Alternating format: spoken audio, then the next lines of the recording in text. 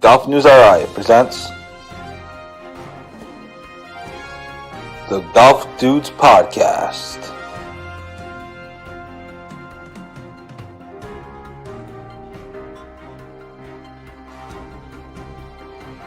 Here are the dudes.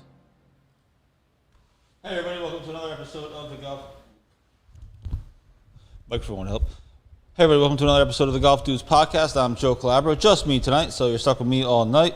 I'm doing the show on my own. I'm also producing the show on my own, so it's a one-man show for real tonight. So anyway, thanks everybody for joining in, and we certainly have a lot to get to. Yes, I am wearing a Tom Brady jersey, and yes, it is Brady Banner night, so we have that going on as well. So anyway, hope everyone's having a great Thursday night, and let's get into it. First of all, let me tell you that the Golf Dudes Podcast is presented by Lynx Drinks. Lynx Drinks is famous for their transfusion in a can. A transfusion, of course, is vodka, grape juice, and ginger ale all mixed together in one little nice package. So go to your local liquor store or a country club, either way, and pick up Lynx Drinks today. And so thanks again to Lynx Drinks for sponsoring the Golf Dudes Podcast. Thanks, everybody, for tuning in. I know football season starts tonight. I'm going to try to get off early, a couple minutes early anyway, so that way, one, I can go watch Tom Brady, and then everyone else can go do the same thing. So that's what we have on the docket tonight. Lots going on this week in local golf. Obviously, on the national level, you have the Ryder Cup captains picks that are announced on Wednesday. So we'll get into that a little bit later. I have some thoughts on that. Other people have some thoughts on that as well. Comments on our Facebook page. People were pretty disappointed that there was no Patrick Reed. So we'll get into a little bit of that as well. Locally, we have a few things going on. Finally, after 3 weeks, or maybe two-week delay, the Kirkbride Club Championship is going to take place on Saturday. So we have that on as well. Obviously, they couldn't do it the first week when it was supposed to happen because of the hurricane.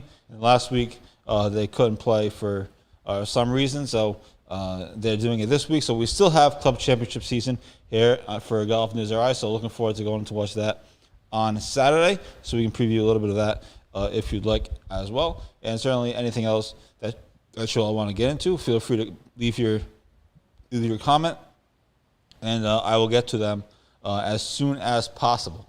So super pumped for the show. Let's start with this. We told you about this story last week, and we broke the story last week on Saturday. It went up. I was trying to get up on Friday.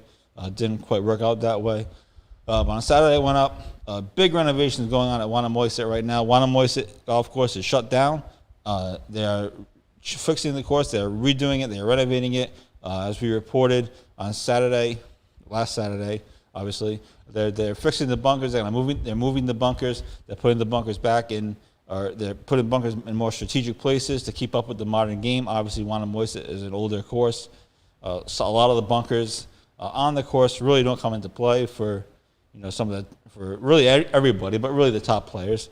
So they're putting bunkers in different places, and they're also redoing all the greens. They're taking the greens that Wannamoisett currently has, and they're redoing them and in the style of what Donald Ross originally had. So that work is underway.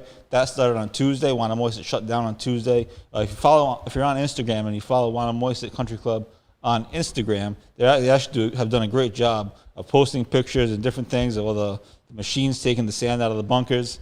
Obviously, you have to take the sand out first before you get rid of them, and the pictures of them measuring the greens and doing whatever they're doing with the greens. So they're a good follow over on Instagram. And the guy that's actually doing the work, his name is Andrew Green. He was ranked by Golf Digest as one of the best, I think he was one of the top 3 golf course architects in the country. He renovated excuse me if I can talk for a second.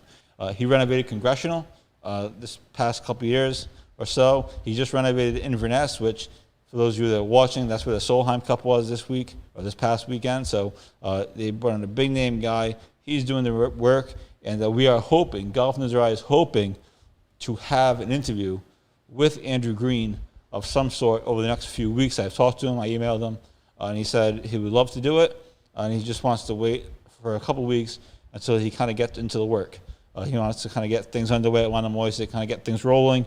Then he'd be happy to talk to me. So I will have an interview. I'm planning to have an interview with Andrew Green, one of the top golf course architects in the world, within the next few weeks. He said early October. So next few weeks or so. So stay tuned for that. Obviously, we're going to promote that and plug that and tease that and all that other stuff. So you'll definitely hear about it. But just stay tuned for that. That'd be super exciting when that comes up in early October. Bridget, thanks for watching. Mother, thanks for watching. Hope everyone is having a great Thursday night, and I know everyone's excited to kick off football season. We just started with Wannamoisa and the big news out of there with the course renovations. So it's super exciting stuff. Again, Andrew Green will be doing an interview with us in some way, shape, or form over the next few weeks. He said so he wants to get into the work first, and so that's what we're going to let him do. So that's the big thing on the dock. That's the big thing going on in Rhode Island golf right now. Wannamoisa renovations. I always feel like, and I even said this to the head pro at Wannamoisa, Ed Clark. I always feel like whether it's a Wannamoisa or a Newport or Triggs maybe is in that category as well a little bit, maybe a step below. Anytime one of those courses kind of goes under the knife, goes in for renovations, it's always a big deal. It's always a big news story in the golf world. So I feel like that's the case with Wannamoisa and like I said, other courses as well. So that's coming up in a few weeks. A couple stories that we had today, in case you missed them. Well, one was today, one was actually yesterday. But either way, I think the second one they both went out on our e-blast this morning. If you haven't signed up for our e-blast yet, it goes out every morning at approximately 10 a.m. Obviously, some days it's a little bit later. But generally speaking, we try to get out at 10 a.m., get it out at 10 a.m. every weekday. And so be sure to sign up for that. It's free. You get our top 2 stories. You get click-throughs to everything, pretty pictures, and all that other good stuff as well. So one of the stories that we had today was Valley Country Club hosting their Play for Pink tournament. The tournament benefits the American Cancer Society's Making Strides Against Breast Cancer movement. And so Rich and I were supposed to play in this tournament actually last year, and it got canceled last year for rain purposes. So they're bringing it back this year, and that date is October 11th. That's a Monday, October 11th. Shotgun start at 12:30 p.m. And so guests and non-members are welcome to play. It's not, obviously Valley, as we've documented, is semi-private now. So anybody can sign up. There's information on our website in order for you to do that. So you can just go check out the article. I think there's a phone number to call to register if you would like. So the Play for Pink tournament obviously is a great cause, and so we want to obviously promote that. And again, the information is on our website, and that's being hosted by Valley Country Club, and it benefits the American Cancer Society's Making Strides Against Breast Cancer movement. The other big thing that came out yesterday, and obviously in our effort to cover high school golf, this was a big deal, and hopefully people are calling up and donating. St. Ray's Academy in Pawtucket is seeking golf club donations. They're looking to rebuild and revive their golf team. Last year they had 2 players, one of which was Nick Emery. He made it to the state championship. He basically played the whole year as an individual, but he played in the state championship, and we've reported on him over the summer. He's a rising star in Rhode Island golf, and St. Ray's is now looking to add players to their team, obviously. But to do that, they need clubs, and so they are seeking golf club donations. The contact for that is Mary Alexander. Her phone number is listed on our website for people to contact and donate. I'm not going to give her phone number out here. I didn't feel comfortable putting her phone number on the website because it's kind of strange just publishing somebody's phone number. But that's their only contact information that they gave, so didn't have an option. But anyway, St. Ray's Saints looking for golf clubs. They, according to a letter from the school, they don't need to be matching sets, just loose clubs. They're especially looking for wedges, putters, and drivers. And St. Ray says we can match them all up. We need about 5 to 10 used bags. The drivers are most important because they can go to driving ranges, and most are open year-round. Again, that was read directly from St. Ray. So if you have extra clubs lying around, I know all of us golfers do. Everybody has old sets, new sets, extra sets, backup sets, travel sets, all kinds of stuff. And so if you have extra sets lying around, feel free to donate them to St. Ray's. Again, they need about 5 to 10 bags, or 5 to 10 used bags. They're looking for used clubs. obviously. And again, they do not need to be matching sets. So just donate whatever you can. And they also added later on in the letter, they added that if they get too many, if they get an overflow of clubs, then they'll donate the rest of them to the First Tee, which is obviously another great organization. So keep that in mind when you're doing your fall cleaning here. Extra clubs, old clubs, whatever it might be, but certainly worth keeping that in mind. Donate them to St. Ray's as they're trying to rebuild their golf program, rebuild or revive, whatever you want to do. And obviously, high school golf, we're trying to grow high school golf, and obviously, Golf Missouri, we're trying to do our part in helping these programs, and kids are apparently interested at St. Ray's, so, be sure to do that for them. So that's some of the local stuff going on. I did mention the Kirkbride Club Championship finally is going to happen on Saturday after a couple-week delay. So my mom says it froze. Well, it's not froze here. It must be on your screen. So I actually texted Mike Hamilton a couple weeks ago, or a week ago. I said, you guys do know it's going to be snowing soon, right? He laughed. So, but that's coming up on Saturday. Tommy McCormick against Mike Hamilton. Hamilton is 2-0 against Tommy McCormick in their respective careers. One of those times was in a championship. The other time, I believe, was in a semifinal. So certainly it's going to be a great match. They play 36 holes on Saturday. We'll have some coverage of it. Again, as I've been saying for, 2 weeks or whatever it is, I'm going to try to do some of it, take some of it live, do a Facebook Live with it, and see what it looks like. Might as well test these things. So keep an eye out for that on Saturday. I'll have more details when it gets closer, but that's kind of the plan. The other big local thing, in college-wise, obviously, URI started last week. They finished third. They're playing in, I believe they start on Monday in the VCU Invitational, which is a huge tournament for them because it's a big field. It's a strong field, so big tournament for URI. Also, Bryant gets started on Saturday, September 11th. Obviously, September 11th, that fateful day in history. But Bryant gets started then, so we'll have a Bryant golf preview coming over the next day or so. Keep an eye out for that. The other cool thing that was revealed this week, and it's something extra to watch when you're following college golf. And again, college golf season fully underway across the country, and so we'll be covering the locals. And my goal is to make Golf Missouri kind of a home for college golf this kind of fall and into the spring. We're going to try to cover as many locals as we can. We have players, there's Rhode Islanders all over the country playing for various programs, whether it's Notre Dame, Oklahoma. Addie Douglas is playing at Fairfield. Obviously, our girl Allison Pick playing over in Columbia. So, so we're going to try to cover as much college golf as we can, and certainly a plethora. I like that word, plethora of articles coming over the next couple days with previews and tournament previews and all different things. So, but anyway, back to my original point as I got sidetracked. Oh, my mom says it's back now. I don't understand what she was talking about, but okay.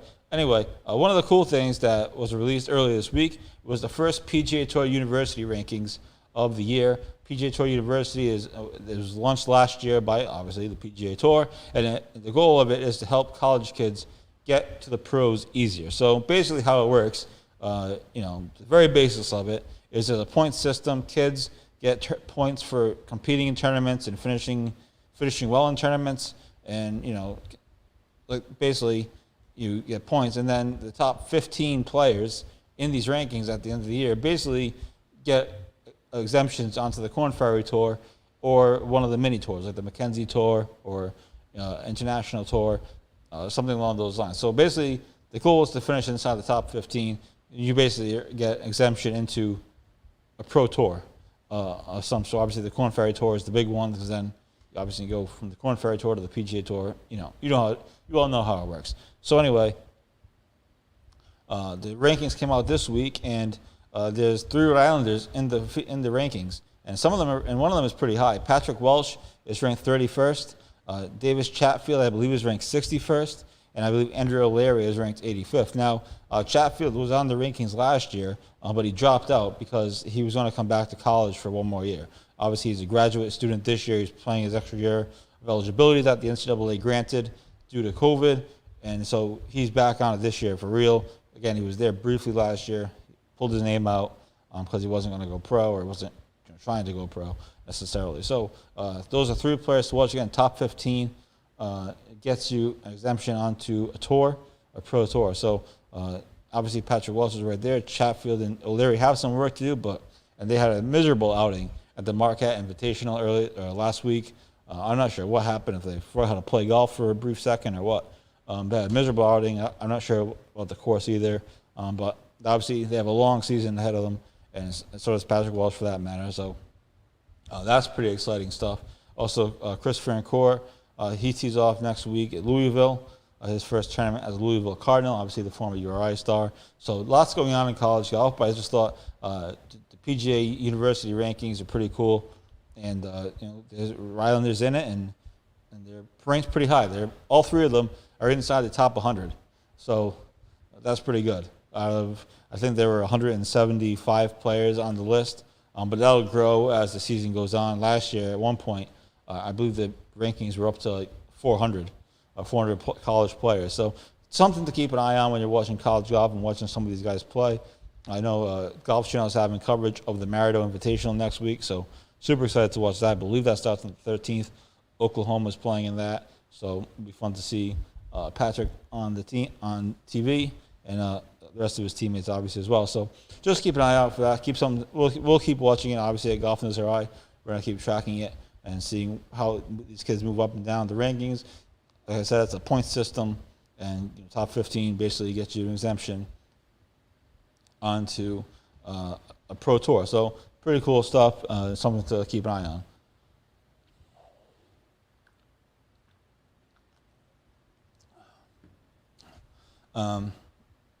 So there is that. So again, thanks everybody for tuning in tonight. I know Thursday night, and people have better things to do. I know football starting in just a short time, and hopefully we'll end a couple minutes early today, and everybody can go watch the game. If you have any Patriots thoughts, feel free to chime in.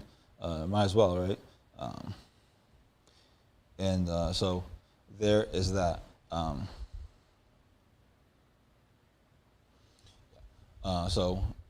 That's some of the local stuff that we touched on. Obviously, earlier this week, we broke the story that we were the first ones to have it, that Mark St. Martin died.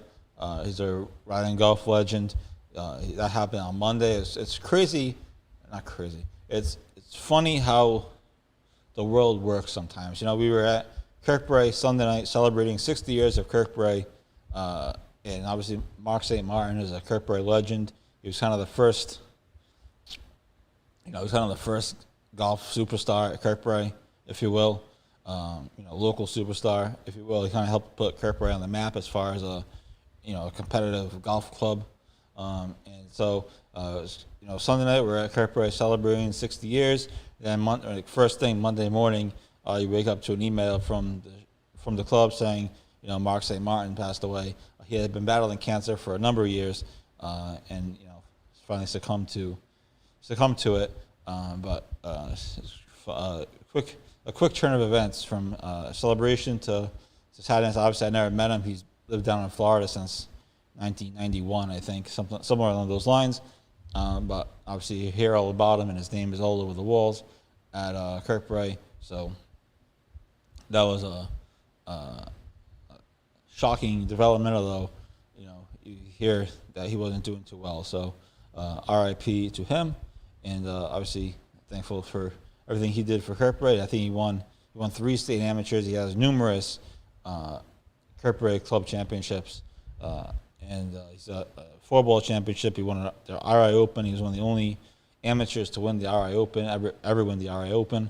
So that was that news that we broke on Monday, and it did, obviously I think people were shocked, and the people that commented with stories, the people that commented with stories about him and caddying for him, that was pretty cool, and it's one of the positives, or the few positives that comes out of writing a story about somebody passing away. Usually you get people who have all these different stories and know him or caddied for him or whatever it may be. So that happened on Monday. We obviously broke that, And so there's that. As we talked about to start the show, Juan and Moise undergoing renovations. Again, check out their Instagram account if you're on Instagram. They probably even put them on Facebook too as well, I would imagine. I don't follow them on Facebook, or I haven't looked at their Facebook page rather. But I do see them on Instagram all the time. So check out their Instagram account for some cool photos of them doing work on the course, them taking all the bunkers taking all the bunkers out and taking the sand out of all the bunkers. And so keep an eye on for that. And then also we told you about the Valley Play for Pink tournament to benefit the American Cancer Society. That's taking place Monday, October 11th. So obviously, great cause. And like I said, we were supposed to play in it last year, but ended up getting canceled. I think because of the rain. So obviously, a great cause for what they're doing. And again, guests and non-members that are both welcome to play. So it doesn't matter. Obviously, as we've reported, Valley is a semi-private course, so anybody can go play. But we have the contact information on our website. You can go and sign up. I think you have to call a number and sign up through there. The other thing that we talked about off the top, St. Ray's Academy is seeking golf club donations. They don't need to be matching clubs. They don't need to be complete sets. Literally, if you have an extra pitching wedge lying around that you don't use anymore, or it's too old, or whatever, donate it. And they said they can put it all together. So that's the other story. And again, contact information for that person the contact is Mary Alexander, and her contact information is on our website. And for people that want to donate old clubs or extra clubs or whatever else, obviously St. Ray's is trying to rebuild their golf program. So be sure to help them out. And they said in a letter, they said they would donate any extra clubs they receive. So they said they only need about 10 bags. So they said anything extra they get, they'll donate to the first tee. So again, another good cause. So be sure to keep that in mind as well. So anyway, lots going on locally. Obviously, the local season is kind of quieting down. As things kind of wrap up here as spring or summer turns to fall. I can't get my seasons correct. Summer turns to fall, and obviously winter is around the corner. It's supposed to be a beautiful weekend this weekend, which is good. But who knows how many are left. So we have all that stuff going on as well. I do want to get into the Ryder Cup stuff, but actually I want to take a brief break right now and see if we can do this here. And then we'll come back. We get into some Ryder Cup thoughts. I know captain's picks were released early this week on Wednesday, actually, in a press conference Wednesday morning. So I have some thoughts on that, and we'll get into all of that when we come back. So stay tuned. Billy Andrade joins the show. Billy, thanks so much for doing this, and we appreciate you taking the time. Well, thank you. Thanks for having me. I'm excited. I'm very excited to be joined by an 11-time Emmy Award winner, and that is Armin Katayan. Massachusetts Women's Amateur Champion Allison Paik. The days of the country club just being golf and maybe one amenity are gone. Unfortunately, Metacomet doesn't have those.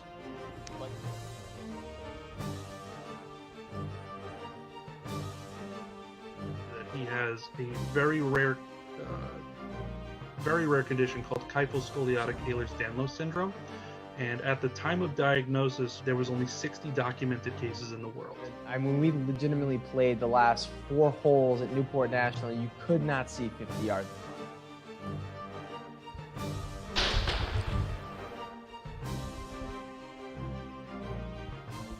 And welcome back to the Golf Dudes podcast. Joe Calabro here, flying solo, completely solo. I'm producing the show. I'm doing the show. I'm just a one-man band, but it's actually been kind of fun. I do admit.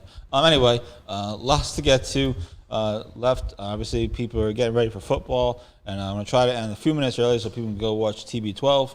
And again, yes, I am wearing a Tom Brady jersey. It's Brady Banner night, and so that's what we're doing.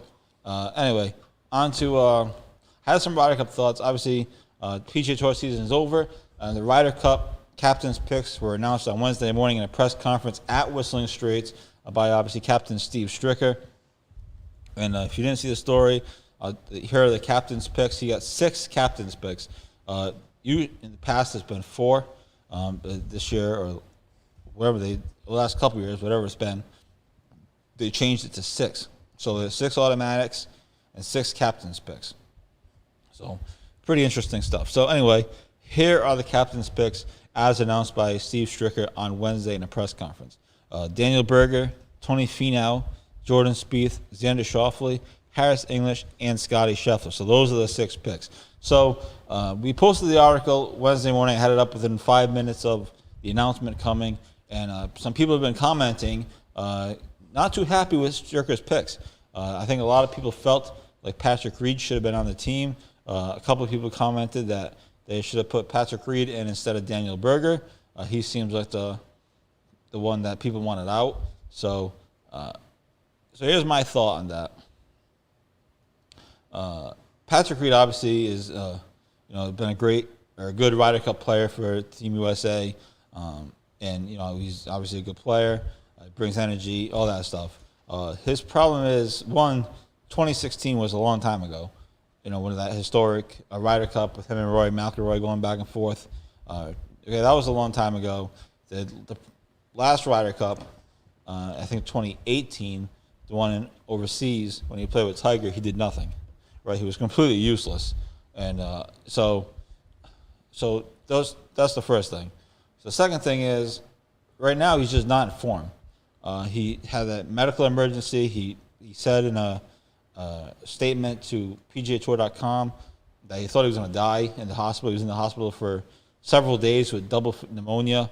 He thought he was going to die. Somehow he got back in time to make the Tour Championship. Somehow he made the Tour Championship without even playing an event. We talked about that last week. That's another story for another time. So somehow he made the Tour Championship. He didn't play well in it, as you would expect, because he hadn't played. And so he's really not in form, and his health is a huge question mark, given what just happened to him. And obviously, he seems like he's better now.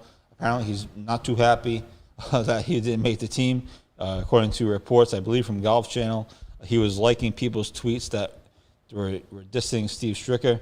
So whatever, that's the new thing now. If you like, people watch what tweets you like, and you can and they can decide you don't like that person or whatever the case may be. So apparently that was going on today on the Twitterverse.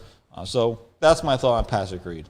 Now, the other part of this, of course, is that Brooks Koepka is now a question mark. Koepka withdrew from the Tour Championship after he injured his wrist while he was trying to hit a ball off a tree root. And no one's really sure what his status is.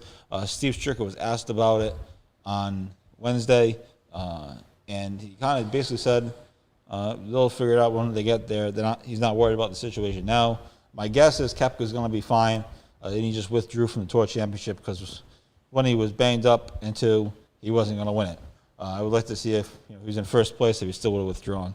I believe that happened. So I'm sure he injured himself, but he wasn't winning the tournament, so nor was he even close. So I think that's one of the reasons that he withdrew. So my guess is that Koepka's going to be fine. Because Steve Stricker didn't give any idea of what a backup plan would be or anything like that. My guess is I would think that a backup plan would be Patrick Reed if Koepka can't go. So perhaps Patrick Reed gets in anyway. But that is the thought on there. So when you look at this Ryder Cup team, people are talking about pairings and different things like that. We'll get into that. We have 2 weeks to get into that.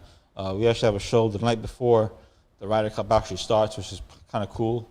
I'm actually excited for that. So I'll get into that in a couple of weeks. I don't want to get too far ahead of myself because then I waste a bunch of content that could be used in 2 weeks. So we'll hold off on the pairings and stuff, or pairing projections, I should say. But here are some worries with the Ryder Cup that I have. Now, maybe this is just me being negative, because that's what I do. Here's some worries. One, I just don't have a lot of faith in the U.S. Ryder Cup team. It's been because of years of losing and embarrassing themselves like they did in France, I believe, was the last Ryder Cup, and just not really looking like they care. So I really have no faith in the U.S. Ryder Cup team. Obviously, I'm hoping they're going to win. I'm going to watch every single minute of it. It's the one weekend where, the Ryder Cup or golf is more important than football. Generally, obviously, golf is always more important than football to me. But that's the one weekend where, even when I was at my other job and I was a sports writer, I literally would watch. I think I watched more of the Ryder Cup those years than I did the actual Patriots game. So it's just kind of one of those tournaments. So I just don't have a lot of faith in the Ryder Cup team. So when you look at these guys, when you look at some of these players, for example, Tony Finau. Okay, Tony Finau can't win a tournament. I know he played good in the BMW. I think he won. He played good in the BMW. I know, but he won in a playoff. But he won in the playoff because Cam Smith put his tee shot out of bounds. Okay, that's why he won. I like Tony Finau. He seems like a good guy. Obviously, he's a decent player. I just don't have a lot of faith in him in pressure situations. All right, so there's one. And so the other guy, JT, Justin Thomas, popular guy. He's the cover of the video game, which I don't. Well, anyway, he's the cover of the video game. Everybody loves him, and I like him too. He seems like a cool guy. Would definitely love to go have a beer with him. Obviously, he's talented. He's obviously won before, but how many times did he come up short in big moments? He had a good President's Cup a couple years ago when the U.S. came back to beat the international team. But he hasn't done much this year. We won the Players. Okay, that was a while ago. And recently, he hasn't been in form. He was really a non-factor in the playoffs. He never really made a charge on the Tour Championship when seemed like he had a legitimate chance to win it. So I worry about him a little bit. Jordan Spieth, he'll be fine. He's inconsistent. He's been inconsistent all year. Obviously, his game is a million miles better than what it was just last year. So he'll be a factor. He'll get the crowd going. He'll make a big putt. I'm not too worried about him. Just the fact that he's been inconsistent and his game has been inconsistent as he tries to put it all together. So that's the other guy. The other guy is, we talked about Brooks Koepka. Who knows what he's going to look like? Like I said, I'm thinking that he'll be playing, and he just kind of withdrew because, one, he was banged up, and two, he wasn't in contention for the tournament. So why bother, I guess. The other guy that I think worries everybody is Bryson DeChambeau. Is Bryson DeChambeau care about the Ryder Cup, or is he more concerned about the long drive contest that he's playing in the day after the Ryder Cup ends? What is he going to look like? He's been a complete train wreck over the last couple weeks, just playing terrible. But then he's just taking one giant PR hit after the other. So I worry about Bryson DeChambeau, and he'll definitely be a concern.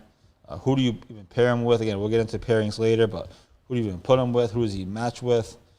How do you play a four-ball with him or foursomes with him? Same singles as singles, obviously, but in four-ball, you probably can play him in four-ball because you play your own ball. But foursomes, I don't know who the heck you would match him with in foursomes. That'll be interesting to see. And then other guys on the team, Xander Schauffele, obviously, he made the team. He won the gold medal, so that's his claim to fame. He'll be fine. I feel like Dustin Johnson should be okay, although he certainly missed his fair share of big putts, and he missed big putts in the Ryder Cup before. So I still worry about him, even though he's a major champion. The Ryder Cup is just a different pressure. This is the reality of the situation, and these guys get affected. You wouldn't think they would, given all the time, how many rounds they play, and all the pressure situations they go to. But the Ryder Cup is just different. So I worry about that stuff. And then the other guy, Harris English, he was a captain's pick. He's having a tremendous season for him. Really for anybody. I think he's at 2 or 3 wins, which by today's standards is amazing. So he's having a great year. Probably deserves to be on the team. But am I trusting a 10-foot putt to win the Ryder Cup with Harris English? Hopefully he makes it. So I have some concerns about the Ryder Cup team. Again, could just be being negative. Could just be years and years of watching U.S. golf lose. We just watched them lose again in the Solheim Cup last week. Team USA, obviously, as we put the short story up, lost to the Europeans in the Solheim Cup. They nearly rallied at the end. Unfortunately, for the first 2 hours of the singles, they forgot to show up, and it was too late. So, that could just be that's just my own worries. I don't know what you guys think, or if you're concerned, but those are my Ryder Cup concerns.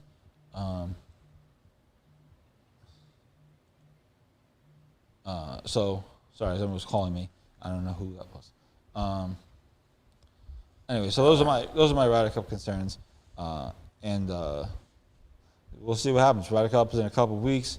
Obviously, there's be a lot of build up to it, and more talk about who should be in, who should be out, and obviously for Stricker, I think if they end up losing, if one of these captain's picks doesn't play well or completely craps themselves, I think you could see some backlash. But again, my opinion on the Patrick Reed situation is he wasn't informed, health was unreliable, and so it was hard to pick him for a team, and you have to end up replacing him for some reason. So that's my thought on that. Kapgov, not very worried about it. Stricker didn't look too worried about it in his press conference, so if he's not worried about it, well, I'm not going to be worried about it. So that is where we are with that. But thanks, everybody, for tuning in tonight. A few more minutes here, then we will get out of here. Hope everyone's having a great Thursday. And so we talked about a lot today. We did a lot of content today. Obviously, things are slowing down generally for Ryder golf season, but we'll be keeping track of college golf, Oklahoma in action. They're on TV this week. My dad says go Brady. Yep. So we'll be following Oklahoma. We have Bryant Golf starting on Saturday, and then we have Louisville for Chris Farrencourt, Fairfield for Addie Douglas from Newport, and then the other college team we're following, actually two other college teams we're following, is Columbia because of our girl Allison Pick making her collegiate golf debut later this week. So that's very exciting. So we'll be tracking her shot by shot. And then we'll have Iona. We're following Iona, believe it or not, because of Colin Sutra. So and they're teeing off later this week as well. So lots of college golf.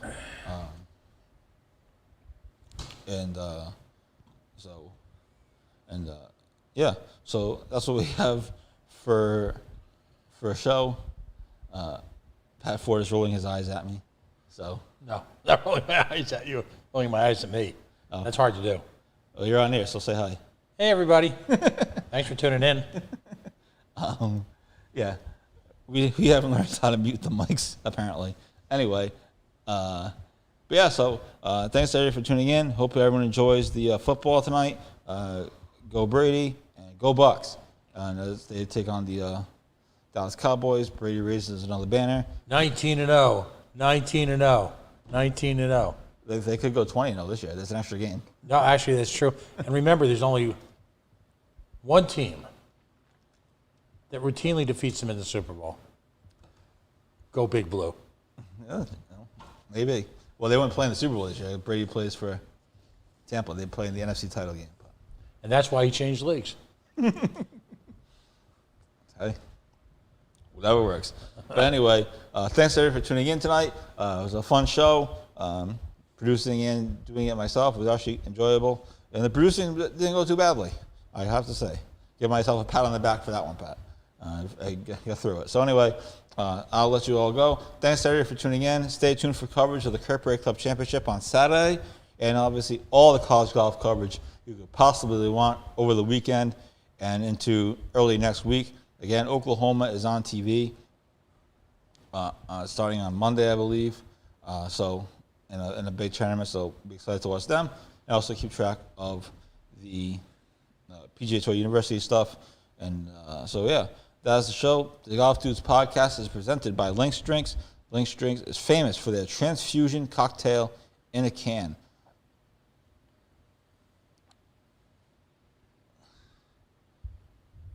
A transfusion is vodka, grape juice, and ginger ale all mixed together in one little package. And find Lynx drinks in stores and at country clubs around Rhode Island and Massachusetts and really the whole country today. So thanks to Lynx Drinks for sponsoring the Golf Dudes podcast. That is the show. Thanks to everybody for tuning in. Hope you all enjoy your Thursday night. Enjoy your weekend. And we will talk to you next week. Same bat time, same bat channel.